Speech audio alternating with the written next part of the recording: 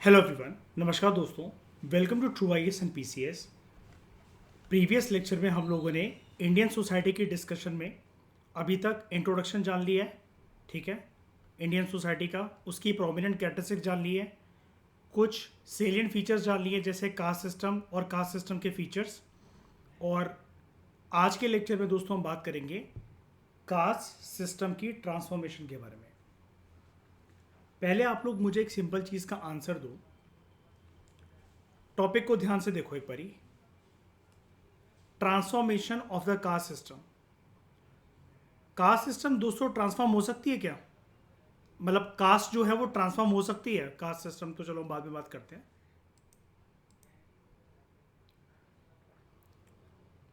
आप अपनी कास्ट को, जैसे यहाँ पर लिखा हुआ है कि कास्ट सिस्टम जो है उसके ट्रांसफॉर्मेशन के बारे में हम पढ़ने जा रहे हैं।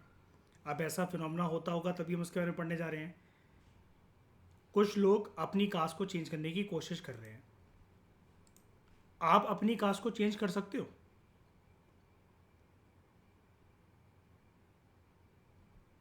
कास्ट चेंज हो जाती है? आपके और पापा की अलग अलग कास्ट हो जाएगी निर्भर आपके घर में? तो अभी तो आप बोल रहे हो चेंज कर सकता हूँ मैं। भाई और आपकी मम्मी की कास्ट अलग हो जाएगी?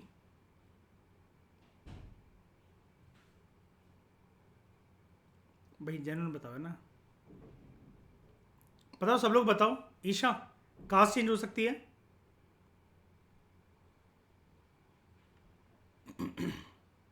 कैसे? मैं जब आपसे पूछ रहा हूँ कि आपके आपके पापा की, सगे भाई की, बहन की, मम्मी की, पांचों लोगों की घर में अलग अलग कास्ट हो सकती है, चारों लोगों की? ठकुरा इम्पॉसिबल है ऐसा? यहाँ पर तो कुछ लोग जबरदस्ती चेंज करने की कोशिश कर रहे हैं ना, वो तो हथकंडे अपना रहे हैं जो मैं तौर तरीके आपको पढ़ाने जाऊंगा। लेकिन जैसे नॉर्मल स्ट्रक्चर जो चलता है उसके बेसिस पर कास्ट चेंज हो सकती है क्या?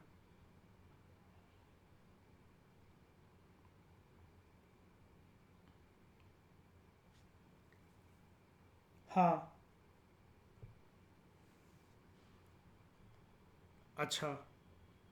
अच्छा, चलो वो तो लास्ट नेम उसने चेंज कर दिया, लास्ट नेम चेंज होने की वजह से जो पर्सन की एक्चुअल कास्ट है वो चेंज हो सकती है क्या? एक्चुअल कास्ट कैसे डिटरमाइन होती है बताओ? By birth.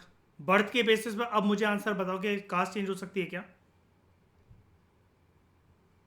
बर्थ एक प्राइमरी फैक्टर है कि नहीं है कास्ट को डिटरमाइन करने के लिए?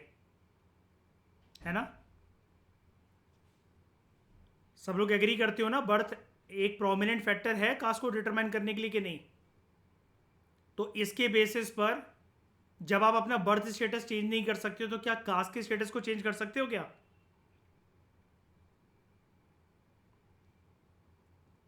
बताओ। कर सकते हैं? निर्भय आपका आंसर यस है? कैसे बताओ, तरीका बता दो। भाई वो तो तुम तरीके बता रहे हो, रट्टू तोता बन के मत बात करा करो मुझसे। वो तो मैंने सिखाया तुम्हें, संस्कृताइजेशन ये टर्म्स ये आप नहीं जानते थे पहले। मैं ये पूछ रहा हूँ इंडियन सोसाइटी के अंदर बर्थ के बेसिस पर जो डिटरमाइन होती है कास्ट, तब आप चेंज कर सकते हो नॉर्मल कास्ट के स्ट्रक्चर को? आंसर देखो आपका सही है। इसका आंसर है कास्ट का स्ट्रक्चर डेफिनेटली चेंज हो सकता है। जो कास्ट सिस्टम है उसके अंदर ट्रांसफॉर्मेशन आ सकती है, बिल्कुल हो सकती है चेंज, क्योंकि उसके पीछे आंसर ही है। सबसे बड़ी बात तो ये है ना, आप निर्वैर आपको ये बोलना चाहिए कि बर्थ के बेसिस पर हम एक्सेप्ट करें ही क्यों कास्ट सिस्टम को? है ना मयूर? बर्थ के बेसिस पर क्यों मानना है हमें कास्ट सिस्टम को? हम नहीं मान रहे ना, हमें एक्सेप्टेंस ही नहीं है, ये वाली चीज एक्सेप्टेबल ही नहीं है। सबसे पहले ये जो हम बात करते हैं कास्ट सिस्टम की, वर्ण और जाति दो शब्द जुड़े हुए हैं, राइट? जाति है कास्ट, वर्ण है डिवीजन। तो वो वर्ण सिस्टम जो है वो कैसे डिटरमाइन होता था शुरू में? ऑक्यूपेशन। लोग जो काम धंधा करते थे उनके बेसिस पर होता था। तो अब मुझे एक बात बताओ, अगर आप बर्थ के बेसिस को सही नहीं मान रहे हो, जो कि आगे चलकर वास्तविकता बना भारत के समाज की, और वो भी सिर्फ हिंदुज्म के अंदर, मैंने आपको बताया था ना ये वाला जो वर्ण और जाति का जो कंसेप्ट है, ये ज़्यादातर प्रोमिनेंट तरीके से हिंदुज्म के अंदर आपको देखने को मिलता है। तो इसके बेसिस पर अगर आप इसको सही मानने लगो तो आप ये कह सकते हो क्या, एक ही फैमिली में अगर अलग अलग जो मेंबर्स हैं तो आप कह सकते हो कि सबकी जो कास्ट है वो अलग होगी, चारों पांचों मेंबर्स की। बताओ, हो सकती है? बिल्कुल पॉसिबल है। देखो पहले क्या होता था, राइटर आपको यहां पर क्या बोल रहे हैं कि पहले जो होता था, जो ट्रेडिशनल कास्ट सिस्टम था, जो परंपरागत रूप से हमारे भारत के समाज की पहचान जो है वो बना हुआ था, पुराने तौर तरीके से जैसे चला आ रहा था, it was purely based on the concept of purity and pollution. ये चीज मैं आपको बता चुका हूं। तो पॉल्यूटेड कास्ट दोस्तों किसको समझा जाता था?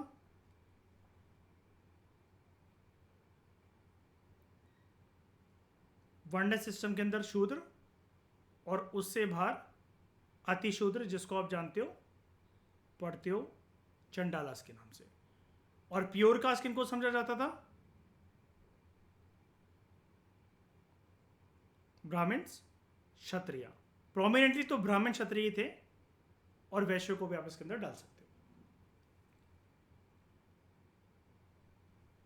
अब देखो होता क्या था, जब ये पुराना कास्ट सिस्टम जब ये चलता था, और ये सब डिटरमाइन कैसे होने लगा ट्रेडिशनल कास्ट सिस्टम आगे चलकर, मतलब जब ये कास्ट सिस्टम जो डेवलप हुआ, हमारे भारत की समाज की पहचान बनी, ये किसके बेसिस पर डिटरमाइन होने लगा? बर्थ के बेसिस पर। अब बर्थ के बेसिस पर जब आपके ऊपर कोई भी चीज दोस्तों बेस्टो कर दी जाती है, थोप दी जाती है, किसी भी चीज का आपके ऊपर टैग लगा दिया जाता है, इससे दो प्रकार के लोग समाज के अंदर उत्पन्न होते हैं। पहले, एक तो जो ये मानेंगे जो ये चल रहा है उनके लिए कंप्लीटली एक्सेप्टेबल होगा, जो भी स्ट्रक्चर चल रहा है समाज में, जो भी चीजें चल रही है, वो उसे कंप्लीट तरीके से एक्सेप्ट करेंगे। कुछ लोग चैलेंज करेंगे उस चीज को,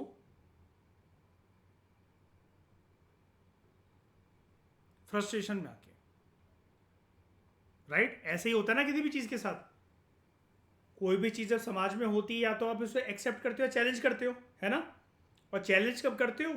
जब मानसिक रूप से आपको वो चीज पसंद नहीं आ रही होती है, आपकी सहन शक्ति के बाहर हो गई होती है। यही तो एनर्जी होती है ना।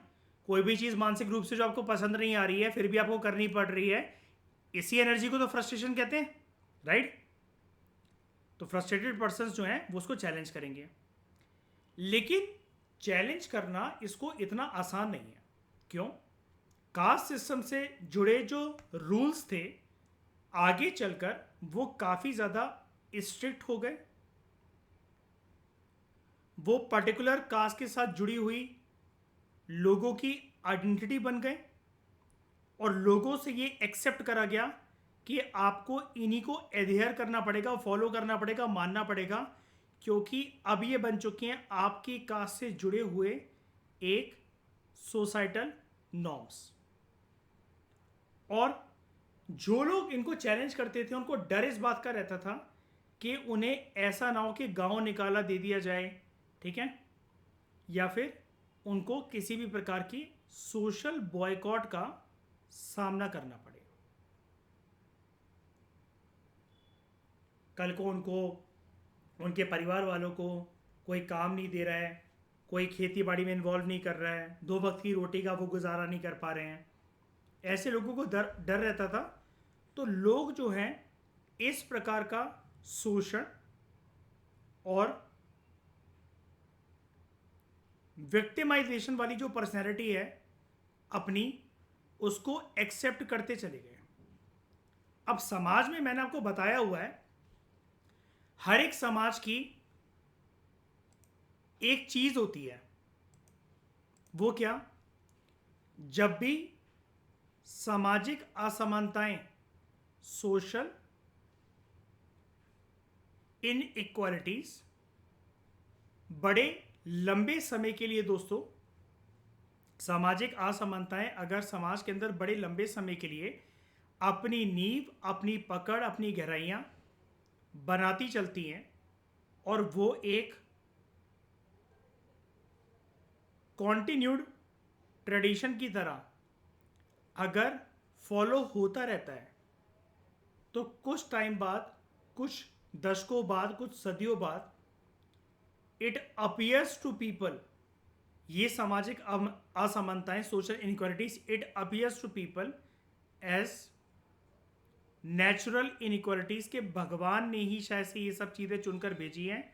हमारी किस्मत में, हमारी नियति में जो लिखा हुआ है, हम ये अपने पुराने जन्म के कर्म लिखवा कर आ रखे हैं, यही हमारी किस्मत है। कोई पाप करे होंगे हमने, शायद से ऐसा जीवन हमें भोगने को मिल रहा है। ईश्वर ने चलो यही डिसाइड कर रखा है, तो यही सही। कुछ लोग इसको ऐसे नेचुरल तरीके से समझने लग जाते हैं असमानताओं को, और वो एक एक्सेप्टेंस ले आते हैं। समझो आप लोग इस चीज को शांत दिमाग से, वो एक एक्सेप्टेंस ले आते हैं अपनी, कि हाँ जो चीज जैसे समाज के अंदर व्यवस्था है वो बिल्कुल ठीक है, हमें इसको चैलेंज नहीं करना चाहिए। और इस बार जब पर्सन किसी भी असमानताओं को, भेदभाव को, दुर्व्यवहार को सामाजिक रूप से मानता हुआ, जब उसको प्राकृतिक और कुदरती रूप से जब वो मानने लग जाए वो पर्सन, तो वो पर्सन इधर मेल और फीमेल इस चीज़ को, इन असमानताओं को एक्सेप्ट कर रहे हैं, और इस बारी एक्सेप्टेंस उनके मेंटल रूप से आ रही है। और मेंटल रूप में कोई भी चीज़ अगर आपके बस जाए, उसको निकालना, उसको चेंज करना, उसको रिप्लेस करना काफ़ी मुश्किल होता है। आप बाकी सारी बातें छोड़ो, आप किस में बिलीव करते हो, क्या करते हो, आप अपनी एक नॉर्मल हैबिट की ही बात कर लो। हैबिट एक विल पावर का ही तो खेल होता है। विल पावर की एनर्जी कहाँ से उत्पन्न होती है? मेंटल एनर्जी, मेंटल फ्रेमवर्क से। सबसे बड़ा बाप तो मेंटल एनर्जी है ना। तो वो एक इच्छा, रोज करूंगा, आज से करूंगा, कल से करूंगा, कल से पक्का रूटीन ऐसा, कल से वैसा, ये मेहनत वो मेहनत, ये आप रोज सोचते चलते हो, और ये सोचते सोचते आप लोग 25 साल के हो चुके हो। ठीक है, तो बात ये होती है कि मेंटल फ्रेमवर्क में कोई चीज़ अगर हमें, हमारे एंटेंगल्ड हो जाए, वो जड़ें अपनी बसा ले, उसको चेंज करना, रिप्लेस करना बहुत मुश्किल होता है। क्योंकि वो फिर आपकी कोई भी चीज़ है, जैसे आप यहाँ पर सोशल इक्वालिटी, नेशनल इक्वालिटी बनने लगी, एक दिन के अंदर तो बन नहीं गई होगी। कोई भी चीज़ जब ग्रेजुअल और स्लो प्रोसेस से होती है, तो वो एक पर्सन के रोज़मर्रा के जीवन का एक रूटीन बन जाता है, एक हैबिट की फॉर्म में पर्सन उसको फॉलो करने लगता है। और रूटीन और हैबिट दोनों की ही दोनों चीज़ें दोस्तों हमारे मेंटल फ्रेमवर्क से जुड़ी रहती हैं। हमारे एक जो मेंटल स्पेस होता है उससे जुड़ी रहती हैं, और ये जब चीज़ उसके अंदर जगह बना लेती हैं, तो उसको रिप्लेस करना ऑलमोस्ट असंभव हो जाता है। अब होता क्या था, ये जो जितनी चीज़ें हैं कि मैं आपको बता रहा हूँ कि लोगों के दिलो दिमाग पर हावी हो गई, तो वो क्या थी? एक तो जब ये प्योरिटी और पॉल्यूशन का जब ये कंसेप्ट चलता था, तो लोगों के दिलो दिमाग में कुछ चीज़ें हावी हुई, जैसे हायरार्की, ऊंच नीच का फ़र्क, छुआछूत का फ़र्क, ये टचेबल है, वो अनटचेबल है, इसको लोग सही मानकर बैठ गए। There was separation of contact, इसको छूना नहीं है, आप पवित्र हो जाओगे। इसको कुएं से पानी नहीं निकालने दे रहे हैं, बिकॉज सम ड्रॉप्स फ्रॉम इस bucket may pollute the entire well. इसको वेदास के मंत्र सुनने का कोई हक नहीं है। अगर ये ऐसा करता हुआ ये पर्सन पाया गया, तो गरम गरम शीशा पिघला के इसके कानों में डाल दो, ये सब चीज़ें लोगों के साथ हुई हैं पास्ट में. And there was occupational division of labour which was determined this time. जब ये प्योरिटी एंड पॉल्यूशन का कंसेप्ट आ गया तो इस टाइम पर it was determined on the basis of birth. कि अगर आप ब्राह्मण परिवार में अगर आपने जन्म लिया है तो आपके बाप दादा की, आपके पुरखों की, आपके पिताजी की, आपकी और आपके आने वाली जनरेशन का सबका दायित्व यही बनता है कि आप पढ़ाई लिखाई के अंदर इन्वॉल्व होगे, दूसरों को पढ़ाओगे, वेदा का ज्ञान अर्जित करोगे और वो तंत्र मंत्र ज्ञान जो भी आपने अर्जित करा है, जो विद्या आपने अर्जित करी है, वो समाज के अंदर बांटोगे. क्षत्रिय अगर हो तो फिर आपको क्षत्रिय धर्म का ये पालन करना पड़ेगा. मतलब आपने अक्सर सुना होगा महाभारत में, रामायण में, इसको अक्सर ना इस वर्ण सिस्टम को ऐसे भी डिनोट करा जाता है, ये एक ब्राह्मण का धर्म है, उसका दायित्व है, ये क्षत्रिय धर्म है. मतलब आपकी ड्यूटीज और आपकी रिस्पॉन्सिबिलिटीज और आपसे जो एक्सपेक्टेड रोल है उसको एक रिलीजन माना जा रहा है पूरा का पूरा. जब किसी भी चीज़ को, आपके रोल को, आपकी ड्यूटीज को धर्म माना जाने लगे तो आप समझ सकते हो कि लोगों के दिलो दिमाग पे वो चीज़ कितनी हावी होगी. और वो भी ऐसे समाज के अंदर जहाँ पर कोई भी पर्सन साइंटिफिक टेम्परामेंट की बातें नहीं करता था, लॉजिकल रीजनिंग की बातें नहीं करता था, और कोई भी चीज़ बेबुनियादी रूप से बिना प्रूफ के बोल दी जाती थी. जैसे बहुत बार आप जानते हो, आप एंशिएंट हिस्ट्री पढ़ते हो, मेडिवल हिस्ट्री पढ़ते हो, राजाओं को राजा बनाने में ब्राह्मणों का एक बहुत बड़ा रोल था, प्रीस्ट का बहुत बड़ा रोल था. ये लोग वेदास के मंत्रों को, उपनिषद के मंत्रों को घुमा फिराकर, उनका गलत उच्चारण करके, कुछ भी उनका मतलब समझाकर अपनी पोजीशन, अपनी कास्ट को प्रेस्टिजियस बनाना ये काम करते थे. और कुछ कास्ट को अनटचेबल्स डिक्लेयर करना, लोगों के साथ दुर्व्यवहार को प्रमोट करना, ये काम करते थे. However due to various factors, ये जो ट्रेडिशनल स्ट्रक्चर था कास्ट सिस्टम का, इसमें बड़े सारे चेंजेस देखे गए हैं over the last few decades. अब जैसा कि मैं आपको बात बता रहा था तो शुरुआती बात पर मैं वापस आ जाता हूँ कि कुछ लोगों को ये सब चीज़ें, सामाजिक असमानताएं, प्राकृतिक रूप से असमानताएं लगने लगी, लोग इसको एक्सेप्ट करने लगे, नॉर्म मानने लगे, डेली रूटीन और हैबिट का अपना पार्ट बना लिया. कुछ लोग इसको फ्रस्ट्रेशन में आके चैलेंज करेंगे, और मैंने आपको बताया जो चैलेंज करेंगे उनको थोड़ा सा डर भी होगा कि यार ये चीज़ काफ़ी स्ट्रिक्ट है, हमारी आइडेंटिटी से जुड़ी हुई है, हमें इसका अध्ययन करना पड़ेगा, स्टिक रहना पड़ेगा, ये सोसाइटल नॉर्म्स हैं, अदरवाइज हमें सोशल बॉयकॉट जो है उसका सामना करना पड़ेगा. समाज हमें, हो सकता है हमारा गांव और समाज के लोग हमें बेदखल करने लग जाए. लेकिन फिर भी कुछ लोग इन सब बातों को भी भुलाकर और आगे बढ़े, और उन्होंने ये देखा कि देखो, कास्ट सिस्टम को चैलेंज करने से कुछ नहीं होगा. अगर डंका, जो पकड़ है समाज में, जो पहुंच है समाज में, जो वर्चस्व है समाज में, अगर वो टॉप कास्ट के लोगों का ही है, लाइक ब्राह्मण, क्षत्रिय और वैश्य, तो हम वो क्यों नहीं बन सकते हैं. और जब हमारे पास अगर ऑप्शन ऐसा आ ही रहा है तो हम फिर क्षत्रिय और वैश्य के बारे में भी क्यों सोचें. हम ब्राह्मणिज्म को अडॉप्ट करते हैं. अब आप कहोगे ये हो कैसे सकता है. जब गांव में रहने वाले लोग एक दूसरे को जानते हैं तो कोई एक परिवार का व्यक्ति अपने परिवार के साथ नई कास्ट की आइडेंटिटी अडॉप्ट कर रहा है, तो क्या गांव के लोगों को पता नहीं लगेगा क्या. सिर्फ आज आपकी आइडेंटिटी शूद्र है, उसको बदलकर आप अपना सरनेम चेंज कर कल से मॉर्निंग में सुबह 6 बजे से गांव वालों को ये बोलने लगो कि मैं तो ब्राह्मण बन गया, मैं तो क्षत्रिय बन गया, मेरी बीवी है वो कल तक शूद्र थी, आज वो ब्राह्मण देवी बन गई है, तो गांव वाले आपका मजाक भी उड़ाएंगे, आपके खिलाफ डिस्क्रिमिनेशन बंद भी नहीं होगा, जो शोषण हो रहा है वो होता रहेगा, और आपको एक मेंटली सिक पर्सन का टाइटल दे दिया जाएगा. कुछ लोग इन सब चीज़ों से भली भांति वाकिफ थे, उनको पता था ये इतना आसान नहीं होने वाला है चैलेंज करना या फिर नई आइडेंटिटी अडॉप्ट करना. तो कुछ लोगों के दिमाग में आया कि अगर हमें अपनी एक टोटल न्यू आइडेंटिटी अडॉप्ट करनी है with respect to only caste, तो क्यों ना हम उसी के साथ एक न्यू लोकेशन को भी अपना लें। लोगों के मन में आया, मान लो एक पर्सन है ए बी सी या एक्स वाई जेड,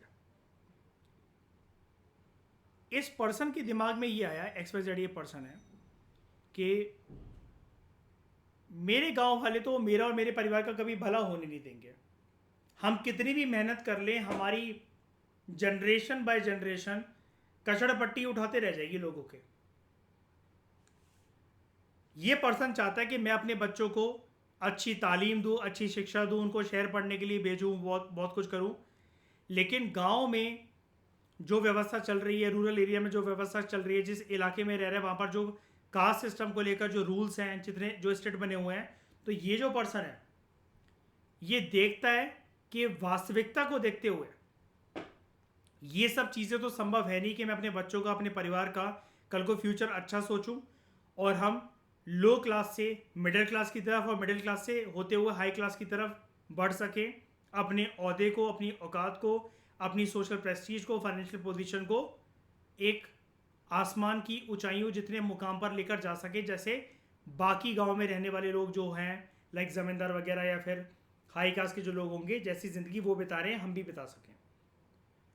तो कुछ ऐसे पर्सन जो है वो डिसाइड ये करते हैं कि हमें नई कास्ट के साथ साथ नई लोकेशन भी अपना लेनी चाहिए।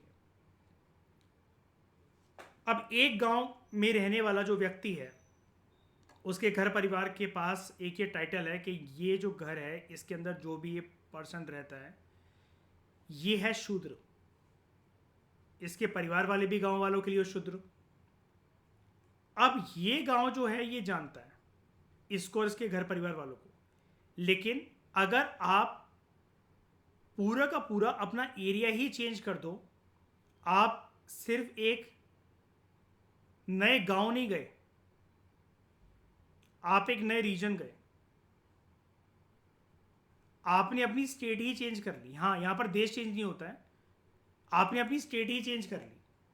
तो किसी को क्या पता लग रहा है, नई जगह पर जाकर जब लोग आपसे पूछेंगे आप कहां से आए हो, क्या हो, तो यहां पर अपनी आइडेंटिटी को लोगों ने सोचा नई लोकेशन में जाने के बाद कि क्यों ना अपनी आइडेंटिटी को डिस्टॉर्ट करा जाए,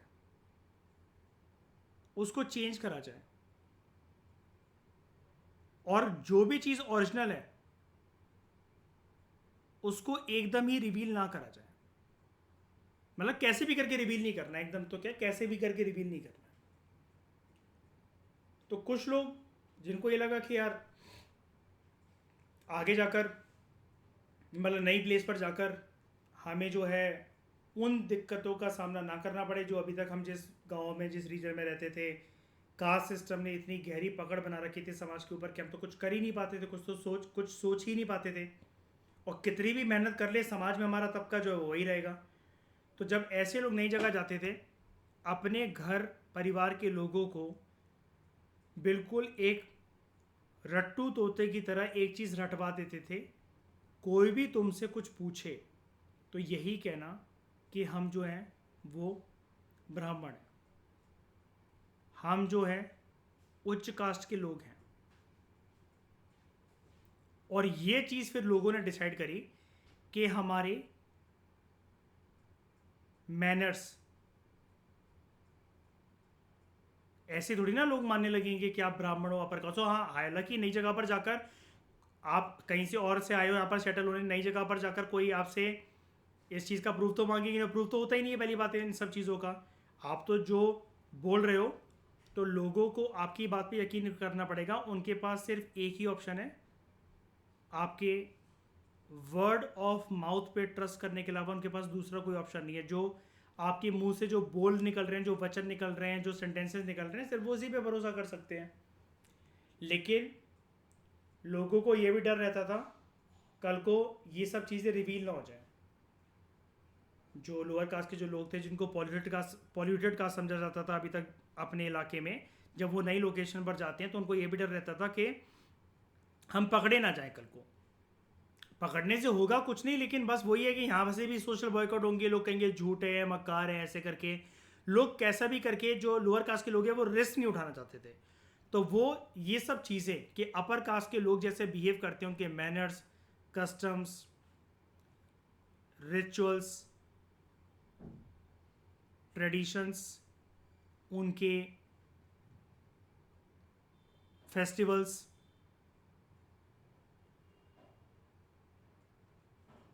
रिलीजियस प्रैक्टिसेस, फूड,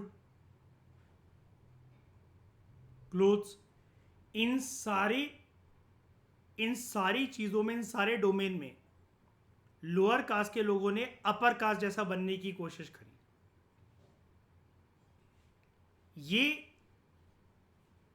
एकमात्र तरीका तो नहीं होता है कास्ट को चेंज करने का, लेकिन ये वन ऑफ द प्रोमिनेंट तरीका भारत के समाज के अंदर जो लोग फ्रस्ट्रेटेड थे, अपनी आइडेंटिटी को डिस्टॉर्ट करना चाहते थे, दूसरों को रिवील नहीं करना चाहते थे, और जो शोषण से बहुत तंग आ चुके थे, सामाजिक शोषण से, तो ऐसे लोगों ने अपनी आइडेंटिटी को चेंज करने का दृढ़ संकल्प लिया। जैसा कि मैं आपको बता रहा हूं, ये एक तरीका है कि कैसे कास्ट सिस्टम को ट्रांसफॉर्म करा गया। ये वन ऑफ द वेज है, और इसको हम एक प्रोमिनेंट टर्म से बुलाते हैं, जिसको हम पढ़ेंगे अगले लेक्चर में कि कुछ फैक्टर्स कौन कौन से होते हैं जो कास्ट सिस्टम की ट्रांसफॉर्मेशन को अफेक्ट करते हैं। और जो प्रोसेस मैंने आपको इस लेक्चर में समझाया वो है संस्कृताइजेशन का प्रोसेस।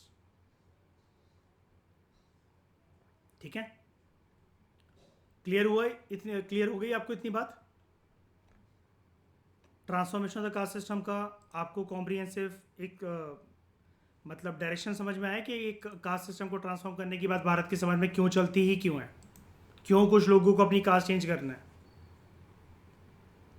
कुछ लोग तो बड़ा प्राउडली बोल सकते हैं कि हाँ भाई हमारी तो यही कास्ट है, वो कास्ट है, लेकिन ये चीज़ अगर आप ट्रेडिशनल तरीके से देखोगे, ब्राह्मणों के लिए बोलना बहुत आसान है कि भाई हम ब्राह्मण हैं, उसमें क्या बात है। तो भाई तुम्हारे साथ कुछ हो ही क्या रहा है।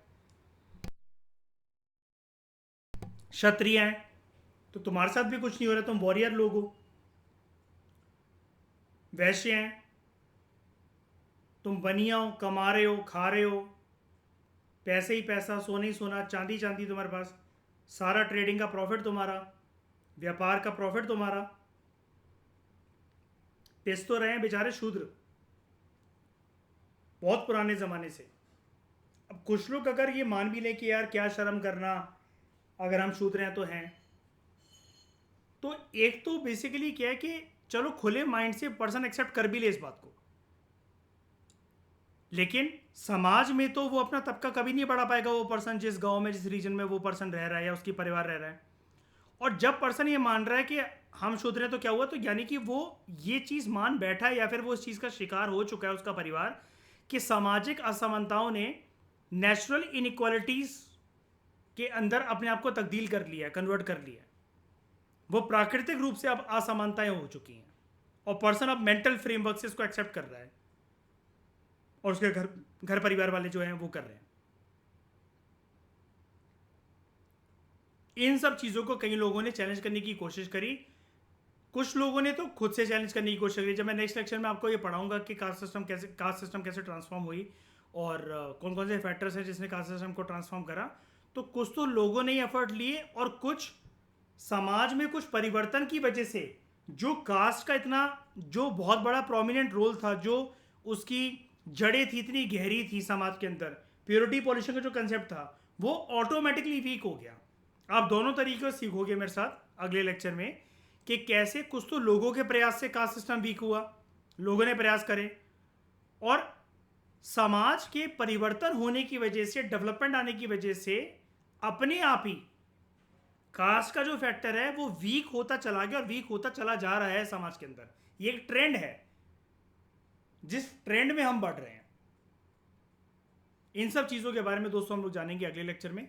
इस डिस्कशन में दोस्तों फिलहाल इतना ही। Thank you very much for discussion.